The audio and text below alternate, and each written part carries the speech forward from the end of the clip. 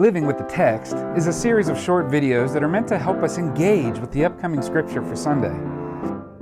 Let this engagement with Scripture be a gift to your week, and find out how much more meaningful Sunday worship will be when you've been living with the text all week.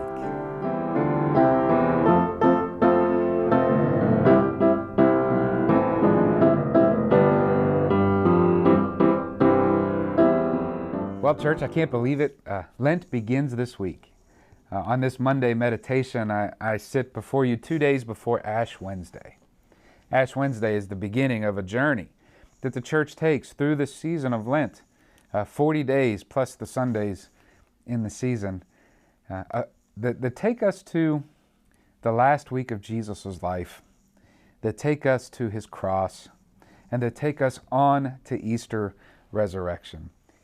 This journey of Lent we might call walking the stony road with Jesus to his cross and to his glory. Our Lenten companion this year in this congregation is going to be one of our very own, one of our members and my colleague and friend, the Reverend Dr. Bonnie Thurston, who has been a college and seminary professor. She's a beautiful poet, a prolific author. She offers lots of great work to, lots of great academic work, but her latest piece is actually a devotional piece for the church, and this is called The Stones of the Last Week, Impediments to Easter. And this will be our Lenten theme together as we worship together and study together. The Stones of the Last Week, Impediments to Easter. With Bonnie, we're going to take a look at some of the stones that appear in the biblical witness and how we might be able to see them differently. How the stones that might trip us up might actually be the stones that teach us something about ourselves and about God. The stones that others might use to block and put in our way might actually be the things that we can pick up and use to build something wonderful. To not shy away, right, from the stones, the impediments, the things that stand in the way to Easter, but actually to embrace them and to see them as gift. For God could do something with even the stones, and God can do something with us along the way. The first stone that we're going to spend some time with the first Sunday in Lent is the living stone and the chief cornerstone, of course, which is Jesus. It comes to us from the book of 1 Peter. We're in the second chapter, verses 4 through 8. Come to him a living stone, though rejected by mortals, yet chosen and precious in God's sight. And like living stones, let yourselves be built into a spiritual house, to be a holy priesthood, to offer spiritual sacrifices acceptable to God through Jesus Christ. For it stands in Scripture, see, I am laying in Zion a stone, a cornerstone, chosen and precious, and whoever believes in him will not be put to shame. To you then who believe, he is precious. But for those who do not believe, the stone that the builders rejected has become the very head of the corner, the chief cornerstone, and a stone that makes them stumble, and a rock that makes them fall. The metaphor of Jesus here in 1 Peter is Jesus as stone. A stone. And a stone can be worthless, and a stone can just be something to kick, right? When someone tells you go kick rocks. A stone could just be something that gets in your way that you got to move. Anyone who's tried to plant a garden knows that it's hard when there's a bunch of stones in the dirt. Or stones can be precious. Anyone who's tried to build anything knows how precious stone can be. God sees Jesus as precious, right? Chosen, beloved. This is the witness throughout the Scripture, particularly here in 1 Peter chapter 2, that Jesus, even though he was rejected by humans, in God's sight is precious, chosen, and a living stone. And then the author of 1 Peter, he turns this around and says, and so too are we.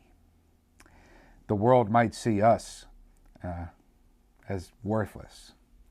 The world might see us as just things that are in our way and need to get kicked to the side.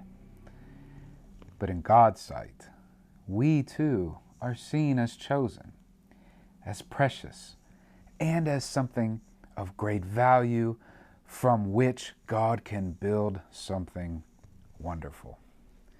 I think that's important and powerful to read on this first Sunday in the season of Lent, that just as Christ is a living stone, the author reminds us and exhorts us, I believe,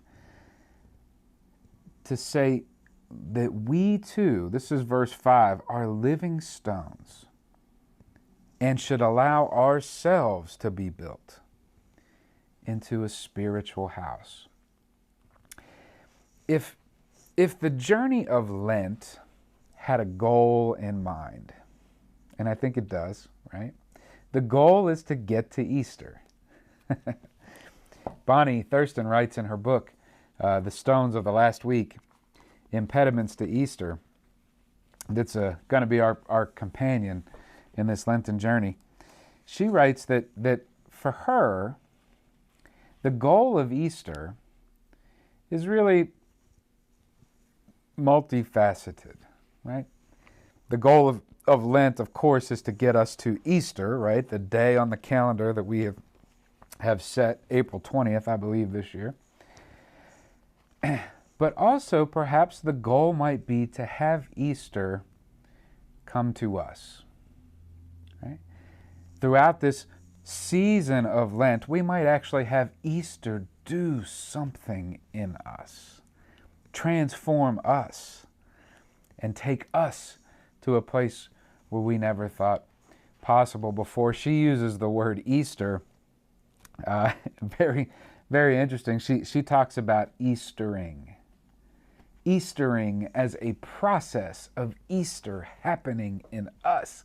And I do believe that that's the power and importance of the season of Lent, is to allow something to be done in us and among us and through us. First Peter calls us to this when he not only reminds us that we are living stones, but that God can do something with us, just as God has done something in Jesus, who is a living stone, has become the chief cornerstone of this wonderful house that God is building in the world. So too are we.